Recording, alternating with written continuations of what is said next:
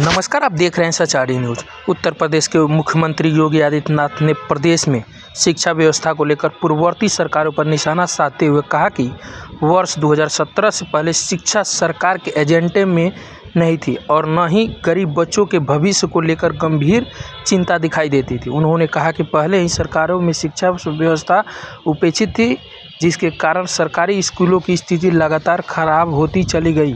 गरीब और वंचित वर्ग के बच्चों को गुणवत्तापूर्ण शिक्षा नहीं मिल पा रही थी, जिसके कारण भविष्य प्रभावित हो रहा था। देखिए इस पूरी पहले रिपोर्ट। की स्थिति क्या थी?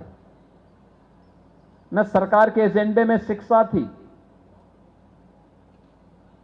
न गरीब बच्चों के बारे में या सामान्य किसी भी बच्चे के बारे में कोई चिंता भी नहीं थी,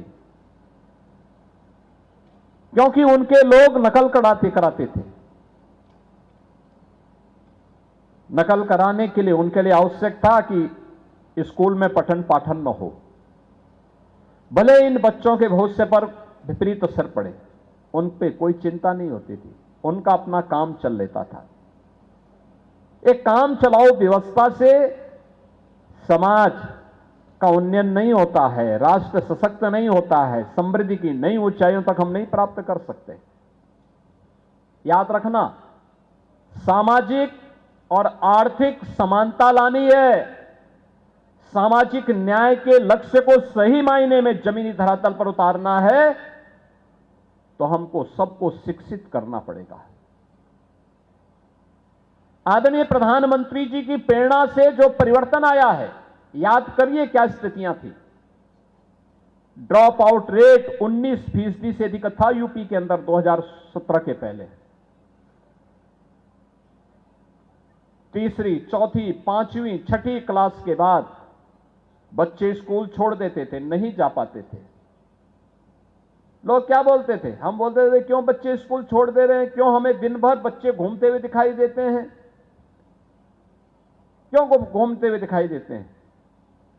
हमें नाराजगी व्यक्त करनी पड़ती थी कि मैं किसी रोड पे जाता हूं, मैं देखता हूं बच्चे दिन भर घूमते हैं, कोई तालाब में खेल रहा है, कोई भैंस के साथ खेल रहा है, कोई किसी मोहल्ले में वहां पर कीचड़ में ऐसे खेले जा रहे हैं, धूल में खेले जा रहे हैं। क्यों घूम रहे हैं? वो स्कूल क्यों नहीं जा रहे हैं? तो लोग कहते थे साहब स्कूल दूर है। हमने प्रदेश भर से डाटा इकट्ठा करवाए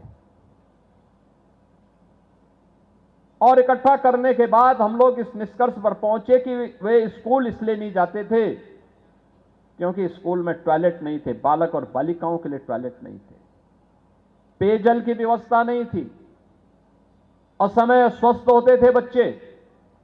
आज मुझे इस पर गौरव की अनुभूति होती है कि आदरणीय प्रधानमंत्री जी की प्रेरणा से, उनके मार्गदर्शन और उनके नेतृत्व में आज बेसिक शिक्षा परिषद की लगभग सभी विद्यालयों में बालक और बालिकाओं के लिए अलग अलग टॉयलेट, पेयजल की व्यवस्था हुई है और ड्रॉप आउट रेट 19% से घट करके आज मात्र 3% तक पहुंचा है।